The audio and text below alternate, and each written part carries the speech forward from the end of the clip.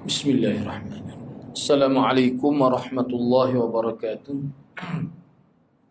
Alhamdulillahi rabbil alamin, wassalatu wassalamu ala asyrafil anbiya wal mursalin. Rabbi shrah li sadri wa yassir li amri wahlul 'uqdatam min lisani yafqahu qawli. Amma ba'd. Alhamdulillah, bersyukur kepada Allah Subhanahu wa taala kerana dapat bersama pada malam ini. Terlebih dahulu nak minta maaf lah kerana tak sempat lagi nak siapkan dia punya Sunan Nasa'i.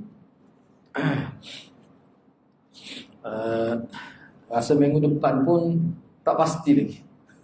Sebab banyak sangat. Jadi untuk pengisian pada malam ni, ana petik daripada kitab Al-Adabul Mufrad, bab Husnul Khuluq, yakni akhlak yang baik. Yang mana dalam ataupun di bawah tajuk ini, Imam Bukhari rahimahullah telah kemukakan 6 hadis. InsyaAllah kita akan cuba bincang malam ni kalau sempat keseluruhannya. 6 hadis yang disebut oleh Imam Bukhari rahimahullah. Imam Bukhari telah mengemukakan 6 hadis di bawah bab ini. Hadis yang pertama, wa bi qala hadatsana Abdul Walid qala hadatsana Syu'bah 'anil Qasim ibn Abi Barzah qala sami'tu Atha al-Kaykharani an Ummi Darda an Abi Darda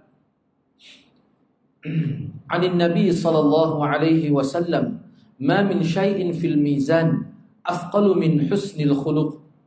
Imam Bukhari dengan sanad telah meriwayatkan hadis ini daripada Abi Darda, daripada Nabi sallallahu alaihi wasallam. Baginda bersabda, tidak ada benda yang lebih berat dalam timbangan mizan Allah di hari akhirat yang melebihi akhlak yang mulia. Mana akhlak yang mulia ni merupakan sesuatu yang paling berat dari segi timbangannya di hari akhirat. Ini berdasarkan hadis ini. Baik, perbincangan dan pedoman hadis. Yang pertama, hadis ini menyabitkan adanya mizan untuk menimbang amalan manusia yang beriman. Jadi ini salah satu contoh hadis yang menjadi dalil bahawa mizan ini memang wujud, memang ada. Ini salah satu. Yang kedua, maksud benda yang ditimbang dalam mizan adalah amalan baik. Amalan baik ni yang di dalam hadis ni, amalan jahat pun ditimbang juga. Ditimbang kedua-dua lah baru boleh tahu yang mana berat, yang mana ringan. Cuma yang dikatakan paling berat, yang menyebabkan jadi paling berat timbangan itu amalan baik. Yang husnul khuluq itu amalan baik. Jadi amalan baik itu banyak bentuknya, tetapi yang paling berharga adalah akhlak yang mulia. Sangat tinggi akhlak ni, kedudukan dalam agama. Bayangkanlah bila ditanya Nabi, Aisyah jawab, wa kana khuluquhul Quran. Akhlak Nabi ni Quran tu lah. Itu maknanya nilai akhlak. Yang ketiga, zahir hadis menunjukkan di akhirat nanti amalan akan berupa dalam bentuk jasad sehingga boleh ditimbang. Sesuatu yang dulunya dalam bentuk abstrak ataupun maknawi akan dijadikan oleh Allah Subhanahu wa taala berjasad. Sebagaimana disebutkan dalam sebuah hadis, yu'ta bil maut fi surati kabsh. Kematian akan dibawa dalam rupa seekor kibas. Dalam isu amalan yang ditimbang, para ulama telah berselisih kepada 3 pendapat. Jadi kalau kita tengok ini antara dalil lah. Antara acara akhir yang dilakukan sebelum manusia itu masuk ke syurga, masuk ke neraka, dibuat satu keputusan bahawa selepas ini tidak akan ada lagi kematian. Cuma dalam bentuk simboliknya, dibawa seekor kibas, kemudian disembelih kibas itu. Bila kibas itu mati, maka malaikat isytihar dengan matinya kibas ini, maka matilah kematian. Maknanya kematian tidak akan ada lagi selepas ini. Ya hidup dalam syurga kekal sampai bila-bila. Ya hidup dalam neraka, orang kafir lah, dia akan kekal dalam neraka. Sebab orang Islam akan dikeluarkan akhirnya. Itu. Jadi maknanya mati itu, bahkan dalam riwayat sebut, bila dibawa kibas, ditanya, kamu tahu ke apa ini? Semua orang yang berada di pada mahsyar jawab, al-maut. kematian. Jadi semua orang kena. Maknanya kematian itu disimbolikkan kepada kibas dan semua orang tahu. Bila ditanya semua akan jawab al-maut, kematian. Baik. Jadi berkait dengan amalan yang ditimbang, para ulama telah berselisih pada 3 pendapat. Yang pertama yang ditimbang adalah amalan yang ditukar kepada jasad. Amalan itu sebenarnya silap tu ana rasa perbetul lah. Yang ditimbang adalah pahala. Pahala ditukar kepada jasad. Dalam tu jasad. Sedangkan pahala tu perkara abstrak tu, maknawi tu. Tukar ubah. Pahala yang ditukar kepada jasad itu. Jadi bagaimana Allah tukar pahala tu? Wallahu a'lam lah. Itu kita tak tahulah macam mana tu. Itu di luar pengetahuan kita. Yang kedua, amalan-amalan itu sendiri. Amalan itu sendiri, lagu mana pun tak tahulah. Jadi kalau kita baca Quran, amalan tu ditimbang. Jadi berat tu berat pahala tu lah. Tapi amalan tu sendiri yang ditimbang. Bagai lagu ni bagai ghaib sebenarnya. Yang mana ulama kita buat andaian berdasar pada pemahaman mereka. Dan yang ketiga, amalan-amalan yang berbentuk tenaga dan susah payah ketika melakukan amalan. Amalan manusia berbentuk kesusahan. Baca Quran. Baca Quran ni semua tahu baca Quran ni sebanyak mana. Maknanya baca Quran ni kan 1 huruf 10 ganjaran. Jadi baca Quran itu sendiri pahala berbeza-beza. Walaupun sama-sama baca suratul Mulk, kita kata tapi berbeza-beza. Sebab apa? Dia ada pula nilai tambah. Hak mana lebih susah, hak mana lebih baca, lebih faham makna, hak mana lebih menghayati. Situ dia ada perbezaan dia. Itulah ditimbang. Hak asah-asah ni tak apalah. Tu. Ada yang kata begitu. Jadi amalan-amalan yang berbentuk tenaga dan susah payah ketika melakukan amalan, hak tu yang ditimbang. Kita kata semaya 27 kali ganda mai. Tu asah, tak ada timbang tu. Cuma hak timbangnya nilai dia tu. Ikhlas tahu mana. Penghayatan masa solat tu macam mana. Tu yang ditimbang. Ada juga ulama kata begitu. Sebab tu orang hak mari jauh ke masjid pahala lebih besar, sebab susah lebih susah. Tu yang ditimbang. Ada juga setengah ulama kata begitu. Baik. Ini khilaf lah. Seterusnya, yang keempat, para ulama menjelaskan hanya amalan orang beriman yang akan ditimbang, tidak amalan orang kafir. Sebab kalau dia sudah kafir, buat apa nak ditimbang? Tak perlu. Hanya ditunjukkan sahaja pahala tu sebanyak mana. Atau ada disebut. Mana orang tidak Islam ni, dia akan rasa rugilah. Kalau aku masuk Islam, sebanyak ni pahala kebaikan yang aku buat. Berkhidmat pada bapa, tolong jiran, buat baik. Banyak orang, ramai orang tidak Islam pun baik. Tu akan ditunjuk. Sepatutnya pahala dia dapat sebanyak ni. Tapi oleh kerana dia tidak Islam, semua itu tidak berguna untuk dia. Tidak ada faedah dan keperluan untuk menimbang amalan orang kafir, kerana mereka tidak boleh dikaitkan dengan ubudiyah kepada Allah SWT. Jadi kalau dia buat baik, kita boleh panggil ibadat ke tu? Tak boleh. Jadi tak perlu ditimbang. Ini jumhur ulama berpendapat. Hadis yang kedua. Wa bi qala hadatsana Muhammad bin Katsir qala hadatsana Sufyan 'an al-A'mash 'an Abi Wa'il 'an Masruq 'an Abdullah bin Amr qala lam yakun an-nabiy sallallahu alaihi wasallam fahishan wala mutafahhishan wa kana yaqul khiyarukum ahasinukum akhlaqa. Imam Bukhari dengan sanad yang telah meriwayatkan hadis ini daripada Abdullah bin Amr, beliau telah berkata, Nabi SAW tidak keji dan tidak mengejikan diri sendiri. Makna Nabi tidak keji dan dia tidak buat sesuatu yang menyebabkan orang keji diri dia. Itu maksudnya. Baginda bersabda, yang terbaik di kalangan kamu adalah yang paling baik akhlaknya. Baik, perbincangan dan pedoman hadis. Apakah perbezaan antara kalimah fahish dan mutafahish? Cuba tengok di sini. Sebab kalimah tu asal daripada perkataan yang sama tu. Perkataan fahish bermaksud orang yang buruk akhlak. Sama ada pada perkataan atau perbuatan melalui anggota-anggota lain selain daripada lidah. Jadi perbuatan buruk itu akan lahir walaupun tidak dimaksudkan dan tidak disengaja. Sudah jadi tabiat dan perbuatan buruk itu. Tak sengaja, betul juga. Tidak dengan sengaja. Ini beratlah.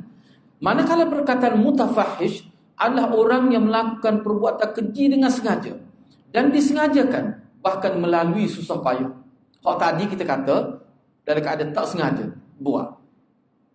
Sebab dalam agama kita kalau buat dengan sengaja dia berat lagi dosa dia. Nak nipu tu mesyuarat Nabi saya. Ni berat lah. Baca nak buat lagu mana biar kena oleh dia ni. Tu dosa besar parut tu. Habis roti bawa batal si Cahaitan mesyuarat lah. Nak menipu. Ni berat lagi. Berat lagi ya. Yang kedua, mengikut Al-Mawardi dalam kitab ada An-Nukat wal Uyun jilid 6 muka surat 61. Dia kata pemahaman tentang akhlak yang mulia boleh dilihat dalam 3 maksud. Ini kata tokoh besar Imam Mawardi. Dia kata kalau kita nak kecek bab akhlak yang mulia ni, kita boleh lihat dalam 3 maksud. Yang pertama sekali, adab Al-Quran. Kena ngaji Quran, nak tahu adab Al-Quran. Yang kedua, agama Islam itu sendiri lagu mana. Dan yang ketiga, tabiat yang baik. Kalau digabungkan 3 perkara ni, akan berlakulah al-khuluqul azim. Gabung mengaji Quran, dia faham Quran. Sebab mengaji Quran ni dia boleh terbentuk. Sebab kalau kita tengok orang panggil ilmu-ilmu yang terkandung dalam Quran, antara besarnya akhlak. Selain daripada cerita zaman dulu, selain daripada hukum, selain daripada dorongan supaya berfikir tentang kejadian Tuhan, antara yang besar juga adalah akhlak dalam Quran. Lepas tu agama Islam tu sendiri, termasuk dengan hadisnya yang disebut oleh Nabi. Agama Islam tu sendiri, pemahaman terhadap Quran dan hadis, banyak pula boleh dapat situ. Yang ketiganya, tabiat baik ke mana potensi diri seseorang. Tabiat baik mana potensi diri seseorang. Hal tu banyak mempengaruhi pula. Banyak kan seseorang tu dia tu jauh sejak kecil lagi, banyak potensi baik hasil didikan mak bapak dia. Ngaji Quran pun dah. Lepas tu ngaji pula agama Islam secara lengkap. Ilmu periwayat hadis sebanyak mana nilai akhlak ada situ. Ilmu tentang periwayat hadis sebanyak mana ada nilai akhlak. Banyak orang yang belajar banyak ilmu-ilmu Islam, dah dia tu orang judah. Tabiat baik dah. Tu kata Imam Mawardi, akan jadilah orang tu al-khuluqul azim. Akhlak yang besar dalam diri dia. Baik, seterusnya hadis yang ketiga. وابي قال حدثنا عبد الله بن صالح قال حدثني الليث قال حدثني يزيد بن الهاد عن عمرو بن شعيب عن أبيه عن جده أنه سمع النبي صلى الله عليه وسلم يقول أخبركم بأحبكم إلي وأقربكم مني مجلسا يوم القيامة فسكت القوم فعادها مرتين أو ثلاثة قال القوم نعم يا رسول الله قال ahsanukum khuluqa. Imam Bukhari dengan sanad telah meriwayatkan hadis ini daripada datuk ni Amr bin Shu'aib. Jadi dia ambil hadis ni daripada ayah dia. Ayah dia ambil daripada datuk dia. Ana pun tak sempat nak cek dia punya tu. Ana boleh bagi tahu semulalah nama dengan lengkap. Datuk dia, bahawa beliau telah mendengar Nabi SAW bersabda, maukah aku ceritakan kepada kamu orang yang paling aku sayangi di kalangan kamu? Nabi tanya para sahabat dia, mu nak tahu ke orang yang paling aku sayang, paling aku cinta di kalangan kamu ni, dan orang yang paling hampir tempat duduknya dengan aku pada hari kiamat kelak, mu nak tahu ke siapa dia tu? Para sahabat diam semuanya, tak berani nak kecek. Nabi mengulangi bertanya sebanyak 2 kali atau 3 kali. Lalu para sahabat berkata, ya. Yang nanti Muhammad. Lalu mereka berkata, yakni para sahabat, ya. Kami mahu wahai Rasulullah. Maka baginda SAW bersabda, orang yang paling baik akhlaknya. Hak ni bawah tu kita akan bincang. Hak ni makna orang yang bersama Rasulullah ni bukan orang cerdik-cerdik saja. Bukan golongan pemimpin, golongan bangsawan saja. Siapa dia ada akhlak yang baik sesuai dengan kemampuan dia lah, dia boleh berada bersama Rasul. Tak kira siapa dia. Bila tu contoh. Bila ni buta huruf, rupa parah pun tak cantik. Lepas tu dia ni di segi perangai dia tukar bel ya. Bukan cerdik pun. Tak ada seorang pun ulama kata Bila ni adalah cendekiawan di kalangan sahabat. Dia sendiri pun tanya orang, tapi dia tahu dia ikut. Dan dia ni kita kata muazzin Rasulullah. Tapi kenapa dia ni sebelum mati lagi Nabi sebut dah aku dengar tapak kaki manusia. Sebab apa? Sebab konsisten dalam mengikut sunnah. Hak tu ya. Mana hak kita sebut sana lah, memang jiwa merdeka semua. Para sahabat Nabi ni kalau dah lepas jiwa merdeka, dia tak heran kat orang. Dia fikirnya Allah dan Rasul. Sebab tu orang tak boleh nak mempengaruhi dia. Puak-puak munafik berapa kali buat percubaan nak sogok para sahabat supaya meninggalkan ajaran Nabi. Hak sahabat hak pakai ya dua yang ada tu. Tapi tak tinggal perjuangan agama. Tak tinggal Nabi SAW. Baik, perbincangan dan pedoman hadis. Hadis ketiga menyatakan kelebihan orang yang berakhlak mulia. Mereka akan mendapat kelebihan berada hampir dengan Rasulullah SAW dalam syurga. Dia sebenarnya kalau dalam syarah hadis, kalau kita duduk hadis gesuk sekali pun, ngesuk sekali pun, dia boleh naik ke tingkat tu. Pergi ziarah Nabi boleh. Jangan waswas sedih. Gini jah dia boleh masuk syurga.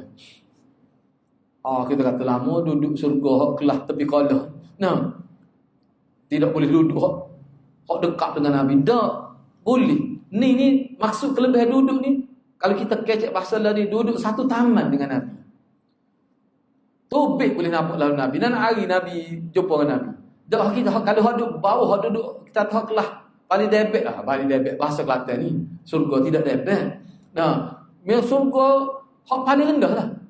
Tak apa dah. Akan tetap dapat bertemu Nabi. Itu kelebihan dia. Ini nak ayatnya kelebihan duduk sekali dengan di kawasan perumahan. Itu maksud dia. Ini satu kelebihan. Yang kedua, apakah maksud ahsanukum khuluqa? Jadi sabda Nabi ni terjemahan biasanya yang paling baik di kalangan kamu, yang paling baik akhlak di kalangan kamu. Tapi maksud Nabi ni mengikut pemahaman ulama dari segi syarahnya ialah orang-orang yang paling banyak memiliki akhlak mulia. Mereka berusaha melakukan kebaikan dan menghiasi diri dengan sifat-sifat mahmudah dan sekaligus meninggalkan sifat-sifat yang mazmumah. Dia berangkai. Dia bukan sekadar baik sahaja, tidak. Dia ada usaha. Itulah disebut tadi Syekh Naqi Al-Atas kata tadi, ada ikhtiar. Pilih nak buat benda-benda. Itu lebih tu kata kemah tu. Dia sebut tu. Yang ketiga, mafhum sebalik sabda Nabi SAW adalah orang yang paling dibenci adalah orang yang paling buruk akhlak. Ni dia panggil mafhum sebalik. Dan Nabi sebut orang yang paling aku cinta, orang yang paling baik akhlak. Maknanya orang yang paling aku benci, orang yang paling buruk akhlak. Itu dia panggil mafhum sebaliknya. Kenyataan ini sebetulnya disebut dalam hadis riwayat Tirmizi dengan tambahan ayat. Macam mana ulama sebut gitu? Sebab dalam riwayat Tirmizi ada sebut lebihan maklumat. Misalnya cuba saya kata, inna man ahabbakum ilayya wa aqrabakum minni majlisan yaumal qiyamah ahasinukum akhlaqa wa inna man abghadakum ilayya wa ab'adakum minni yaumal qiyamah ath-thartharun wal mutashaddiqun wal mutafayhiqun. Qalu ya Rasulullah qad alimna ath-thartharun wal mutashaddiqun famal mutafayhiqun? Qala al mutakabbirun.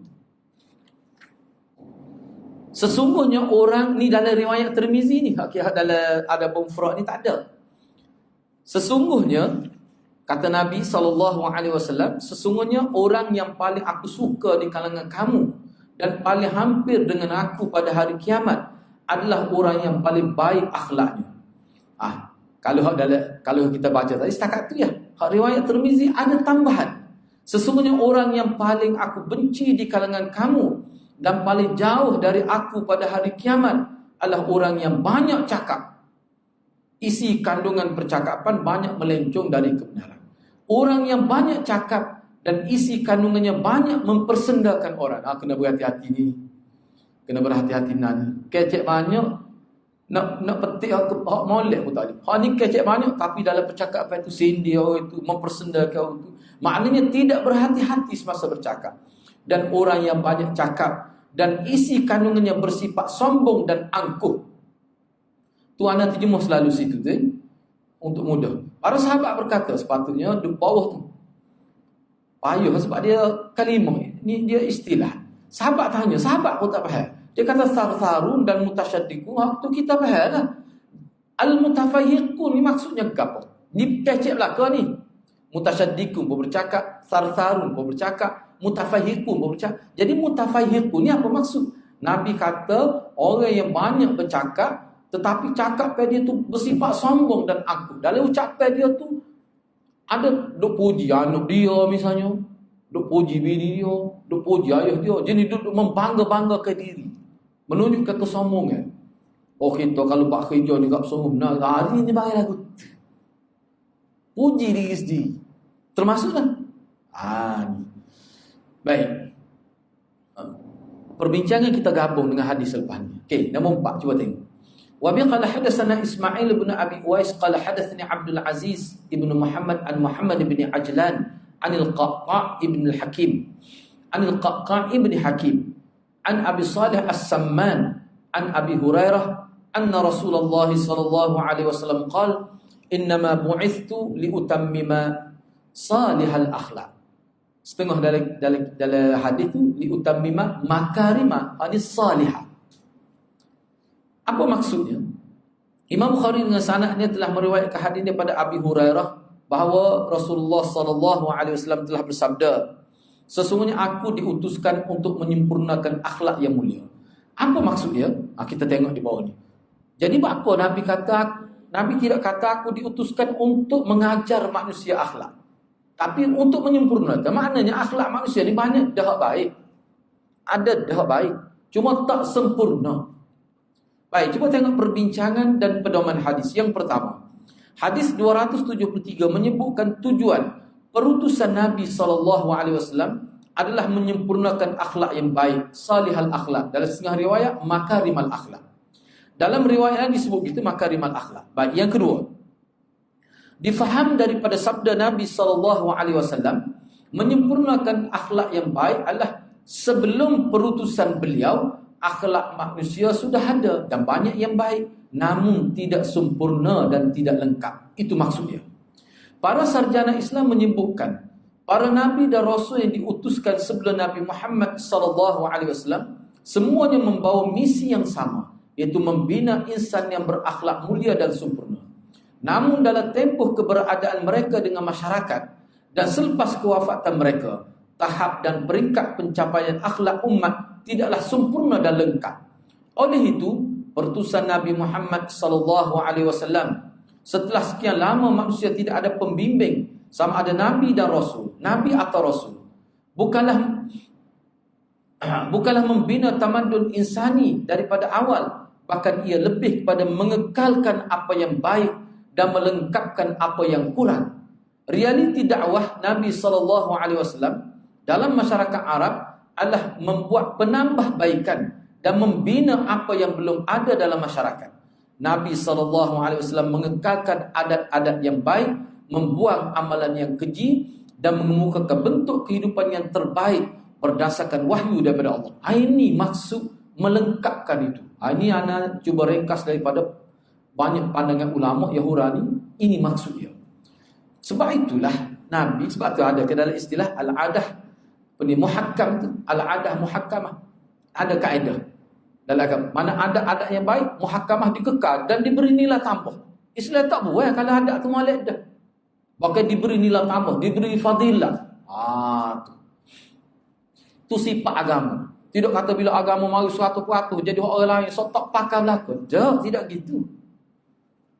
Misalnya buat baik pada ibu bapa. Orang Arab jahilah buat baik. Nabi bui nilai tambah. Siapa boleh masuk surga? Bui nilai tambah. Jadi lagilah dia. Itu maksudnya. Yang ketiga, sikap syariat yang tidak membuang semua ajaran lama, bahkan mengekalkan jika ia tidak bertentangan dengan wahyu, merupakan bentuk toleransi dan penghargaan kebaikan pihak lain. Bahkan Islam memberi nilai tambah pada kebaikan yang sudah sedia. Ini cara agama. Jadi bahaya kan? Sebab itulah hati-hatilah. Dalam sejarah sahabat Nabi, bila masuk Islam, Nabi tak suruh tukar nama. Kecuali nama dia tu misalnya Abdul Uzza, tu Nabi suruh tukar lah. Hamba berhala Uzza. Misalnya, tu pelik tu.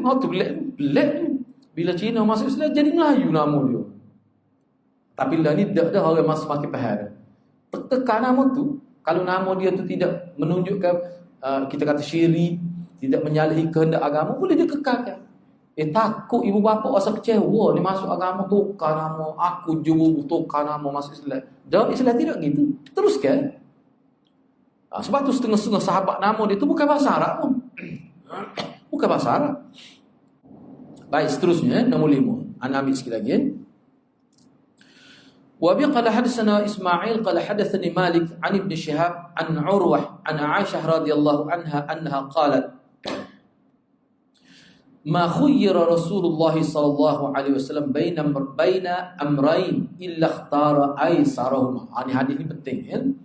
Malam takun ithman fa idza kana ithman kana ab'adan nas min wa man taqama Rasulullah sallallahu alaihi wasallam li nafsihi illa an tuntahaka hurmatullah ta'ala fayantaqimu lillahi azza wa jalla biha.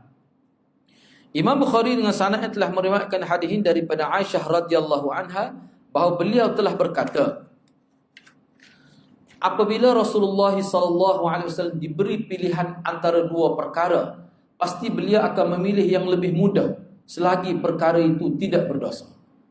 Nabi memilih hak mudah. Kalau dalam agama ni kalau ada hak mudah, kita ambil hak mudah. Itu sunnah.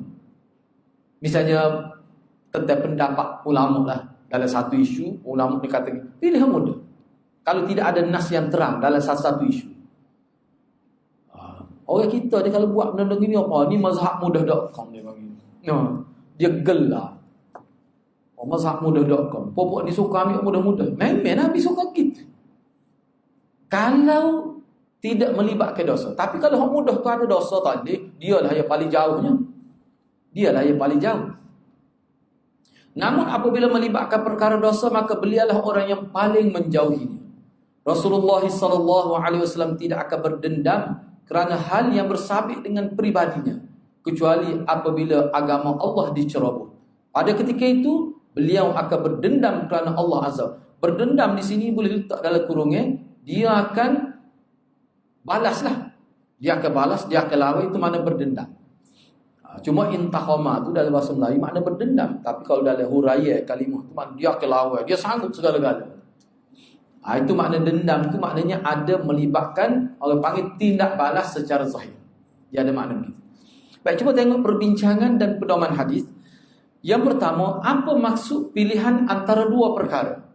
Nabi kata apabila dia diberi pilihan antara dua perkara, pasti dia akan pilih lebih mudah. Apa maksud pilihan antara dua perkara? Apa maksud?